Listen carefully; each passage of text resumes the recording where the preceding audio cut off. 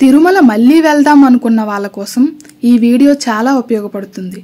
మొదటిసారి తిరుమల వెళ్ళే భక్తుల కోసం ఈ వీడియో చాలా అంటే చాలా ఉపయోగపడుతుంది.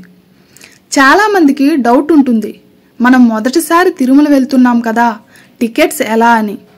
మీరు కాలినడకన కానీ బస్సులో కానీ ఎలా కొండపైకి వెళ్ళాలనుకున్నా కానీ 300 రూపాయల టికెట్ లేని వాళ్ళు మాత్రం ముందుగా మనం ట్రైన్ దిగి బయటకు రాగానే విష్ణు నివాసం అని ఉంటుంది. ఆ విష్ణు నివాసంలో ఎస్ఎస్డి టోకెన్లు అయితే మాత్రం ఇస్తారు. ఒకవేళ విష్ణు నివాసంలో ఎస్ఎస్డి టోకెన్ తీసుకోవడానికి క్రౌడ్ ఎక్కువగా ఉంటే అక్కడి నుంచి 800 మీటర్ల దూరంలో శ్రీనివాసం అయితే ఉంటుంది. అక్కడికైనా వెళ్ళి మీరు ఎస్ఎస్డి టోకెన్లు తీసుకోవచ్చు. విష్ణు నివాసం కంటే శ్రీనివాసంలో క్రౌడ్ తక్కువగా ఉంటుంది. అందుకనే మీరు శ్రీనివాసంలో కూడా టికెట్ తీసుకోవచ్చు. ఎస్ఎస్డి టోకెన్లు ప్రతిరోజు మొత్తం 30,000 టికెట్లు అయితే ఇస్తారు. శ్రీనివాసం మరియు విష్ణు నివాసంలో మొత్తం కలిపి 30,000 టికెట్లు ఇస్తారు. అలిపిరి మెట్లు మార్గంలో 10,000 టికెట్లు మరియు శ్రీవారి మెట్టు మార్గంలో 5,000 టికెట్లు ఇస్తారు. విష్ణు నివాసం మరియు శ్రీనివాసంలో డైలీ కోట 30,000 టికెట్లు ఇస్తారు. 30,000 టికెట్లు అయిపోయిన తర్వాత మీకు మళ్ళీ టికెట్స్ అనేది నెక్స్ట్ డే మాత్రమే ఇస్తారు. ఎస్ఎస్డి టికెట్ తీసుకునేవారు వారితో పాటు వారి ఆధార్ కార్డ్ కూడా తప్పనిసరి తీసుకువెళ్ళాలి. ఎవరైతే లైన్లో ఉంటారో వారికి మాత్రమే టికెట్లు ఇస్తారు. ఎందుకంటే ఎస్ఎస్డి టికెట్ ఇచ్చినప్పుడు వారి ఫోటో తీసుకొని వారి వేలిముద్రలు తీసుకొని అప్పుడు టికెట్ ప్రొవైడ్ చేస్తారు. అందుకని ఎవరైతే వెళ్తున్నారో వాళ్ళ వెంట ఆధార్ కార్డ్ కంపల్సరిగా తీసుకువెళ్ళాలి.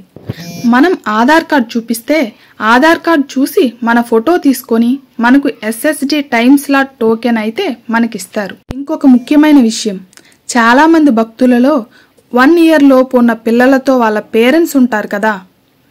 1 year లోపు ఉన్న పిల్లలు వాళ్ళ పేరెంట్స్ వెళ్ళాలనుకుంటే మీరు డైరెక్ట్గా స్వామివారి టెంపుల్ దగ్గర ఉన్న సుపథం దగ్గరికి వెళ్ళి దర్శనం టికెట్లు తీసుకోవచ్చు.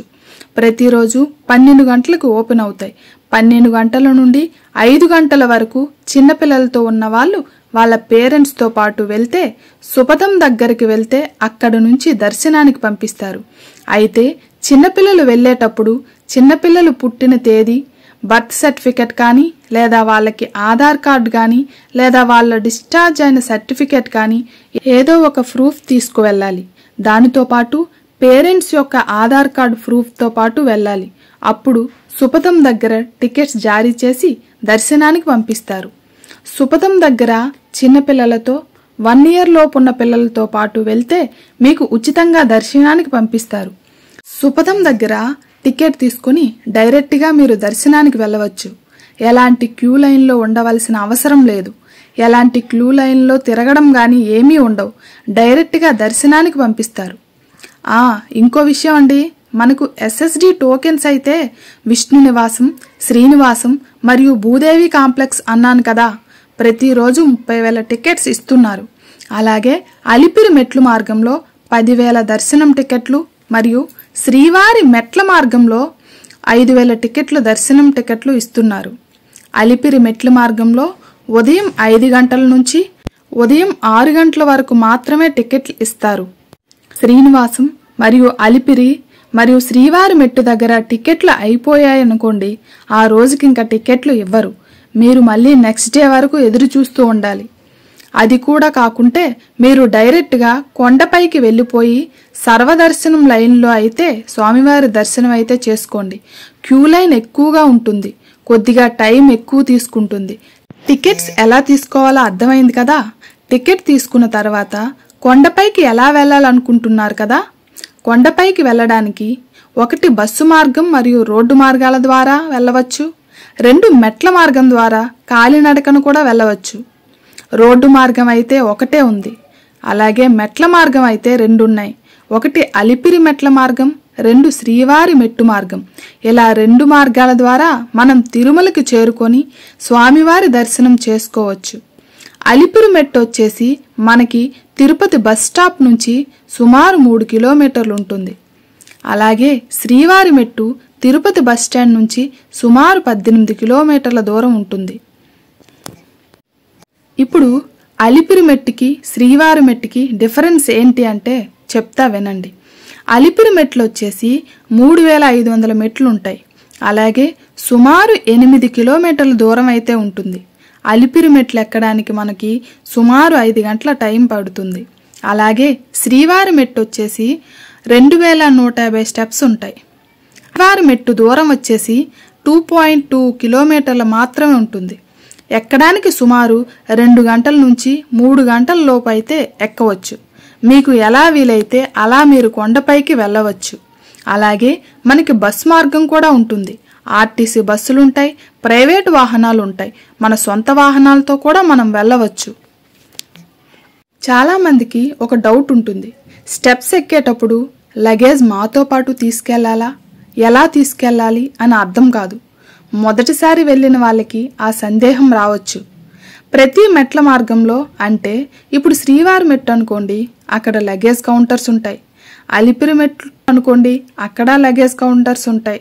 స్టెప్స్ స్టార్టింగ్ దగ్గర లగేజ్ కౌంటర్లోకి వెళ్ళి మీరు లగేజ్ అంతా కౌంటర్లో ఇస్తే మీకు ఒక స్లిప్ ఇస్తారు.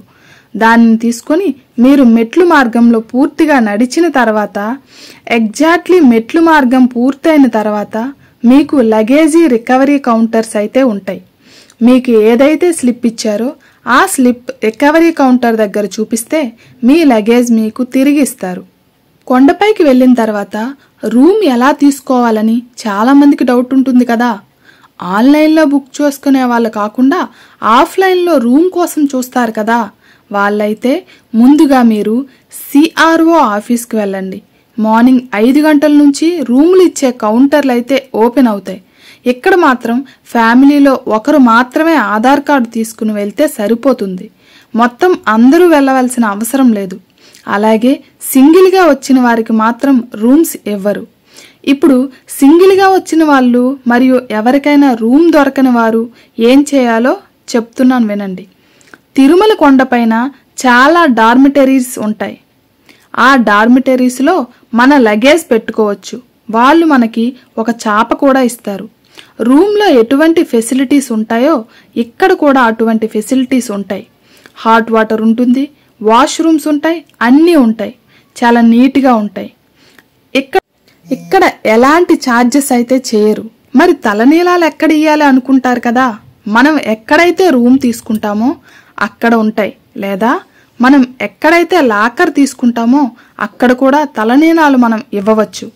మీరు స్నానాలు చేసి రూమ్లో ఫ్రెష్ అప్ అంతా అయిన తర్వాత స్వామివారి దర్శనంకి వెళ్తారు కదా, దర్శనానికి వెళ్లే ముందు ఇక్కడ ఒక శాసనమైతే ఉంది. తిరుమలలో శ్రీవారి దర్శనం కంటే ముందు వరాహ స్వామివారి దర్శనం చేసుకోవాలనే శాసనం ఉంది. దానికి సంబంధించిన ఒక వీడియో నేను చేశాను. అది డిస్క్రిప్షన్లో లింక్ ఉంది. కావాలంటే మీరు ఆ లింక్ చూసి వరాహస్వామివారి దర్శనం ఎందుకు చేసుకోవాలో పూర్తిగా తెలుసుకోవచ్చు. శ్రీ వరాహస్వామివారి టెంపుల్ మాడవీధుల్లో ఉన్న స్వామివారి పుష్కరిణి పక్కనే మనకు వరాహస్వామివారి టెంపుల్ అయితే ఉంటుంది. మీరు అక్కడికి వెళ్ళి స్వామివారి దర్శనం చేసుకున్న తర్వాత అప్పుడు శ్రీ వెంకటేశ్వర స్వామివారి దర్శనానికి వెళ్ళాలి. మనం తప్పకుండా శ్రాహస్వామివారి దర్శనం తర్వాతే శ్రీ వెంకటేశ్వర స్వామివారి దర్శనం చేసుకోవాలి. ఇది మాత్రం మర్చిపోకండి. స్వామివారి దర్శనానికి వెళ్ళేటప్పుడు మీరు ఎటువంటి మొబైల్స్ కానీ ఎలక్ట్రానిక్ ఐటమ్స్ కానీ అంటే డిజిటల్ వాచ్, ఏదైనా మైక్రోఫోన్స్ ఇటువంటివేవీ కూడా తీసుకువెళ్ళకూడదు. ఒకవేళ మీరు మర్చిపోయి మొబైల్స్ కానీ ఎలక్ట్రికల్ ఐటమ్స్ కానీ ఏవైనా తీసుకుని వెళ్తే ఆ ఐటమ్స్ అన్నీ మళ్ళీ లాకర్లో డిపాజిట్ చేసి అప్పుడు మళ్ళీ దర్శనానికి పంపిస్తారు. అందుకనే ఎటువంటి మొబైల్స్ కానీ ఎలక్ట్రికల్ ఐటమ్స్ కానీ స్వామివారి దర్శనానికి వెళ్ళేటప్పుడు తీసుకుని వెళ్ళకూడదు. స్వామివారి దర్శనం అయిన తర్వాత మీరు బయటకు వచ్చి లడ్డూలు తీసుకోండి. ఇక్కడితో స్వామివారి దర్శనం పూర్తవుతుంది. ఓం నమో వెంకటేశాయ, ఓం నమో వెంకటేశాయ. స్వామివారి దర్శనం అయిన తర్వాత మనం తప్పకుండా తీసుకోవాల్సింది అన్నప్రసాదం. స్వామివారి దర్శనం అయి బయటికి వచ్చిన తర్వాత మీకు ఎడమవైపుగా మాడవీధిలో కొంచెం ముందుకు వెళితే ఎదురుగా శ్రీ మాతృశ్రీ తడిగొండ వెంగమాంబ అన్నప్రసాద కేంద్రం అయితే ఉంటుంది. స్వామివారి ప్రసాదం తీసుకోవాలి. అయితే ఈ ప్రసాద కేంద్రంలో ఉదయం 9 గంటల నుండి 10:30 వరకు అల్పాహారం పెడతారు. 10:30 తర్వాత 4 గంటల వరకు భోజనం ఉంటుంది. మళ్ళీ తిరిగి సాయంత్రం 5 గంటల నుండి రాత్రి సుమారు 10:30 వరకు భోజనం ఉంటుంది. ఇప్పటి వరకు స్వామివారి దర్శనం చేసుకున్నాం మరియు అన్నప్రసాదం గురించి కూడా తెలుసుకున్నాం. ఇప్పుడు తిరుమలలో కొండ మీద చూడవలసిన ముఖ్యమైన ప్రదేశాలు: శ్రీవారి పాదాలు, చక్రతీర్థం, శిలాతోరణం, జాపాలి ఆంజనేయ స్వామివారి టెంపుల్, వేణుగోపాల స్వామివారి టెంపుల్, ఆకాశగంగా, పాప వినాశనం ఉన్నాయి. వాటిని కూడా మనం ఒకసారి చూద్దాం. వీటిని చూడాలనుకుంటే మీరు రూమ్ నుంచి బయటకు వస్తే స్వామివారి టెంపుల్ దగ్గర జీపులు కానీ కార్లు కానీ ఇలా చాలా వెహికల్స్ ఉంటాయి. ఒక్కొక్కరికి సుమారు 150 రూపాయల నుండి 200 రూపాయల మధ్యలో తీసుకోవచ్చు. ఈ 7 ప్లేసులు చూపిస్తారు. ఏవైతే నేను ఇప్పుడు 7 ప్లేసులు చెప్పానో ఆ 7 ప్లేసులకి బస్సు అయితే వెళ్తుంది. మీరు టైం తీసుకొని ఏ బస్సు అయినా ఎక్కి ఏ బస్సు అయినా దిగవచ్చు. అయితే మనకి మన ఏరియాలో ఎలాగైతే డైలీ పాస్ ఉంటాయో తిరుమలలో కూడా బస్సుకు డైలీ పాస్ ఉంటాయి. ఆ పాస్ తీసుకొని మీరు పైన చెప్పిన 7 ప్లేసులు మీకు నచ్చిన విధంగా చూసుకొని మళ్ళీ వేరే బస్సు ఎక్కి మనం రావచ్చు. అదే జీపులో కారులో వెళ్తే వారు ఫాస్ట్గా చూసి వచ్చేయమంటారు. సో నాకు అడిగితే నా అనుభవం ప్రకారం జీప్ కన్నా బస్సు అనేది చాలా బెస్ట్ అని అనుకుంటున్నాను. మీరు శ్రీవారి పాదాలకు ఒక బస్సులో వెళ్ళారు, అక్కడ గంట అయింది.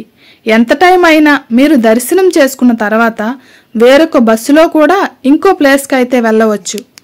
మనకి ఎంత టైం అయితే కావాలో అంత టైం తీసుకొని దర్శనం అయితే చేసుకోవచ్చు. మనకు కావలసిన టైంలో ఆ 7 ప్లేసులు మనం చూడవచ్చు. అలాగే కొండ కింద కూడా తిరగవలసిన టెంపుల్ కపిలతీర్థం, ఇస్కాన్ టెంపుల్, అలాగే అమ్మవారి టెంపుల్, తిరుచానూరు పద్మావతి అమ్మవారి టెంపుల్, అలాగే గోవిందరాజు స్వామివారి టెంపుల్, ఇలా చాలా టెంపుల్స్ ఉన్నాయి. మీకు టైం ఉంటే ఇవన్నీ కూడా చూడవచ్చు. ఓం నమో నారాయణాయ, గోవింద గోవింద నమో నారాయణాయ.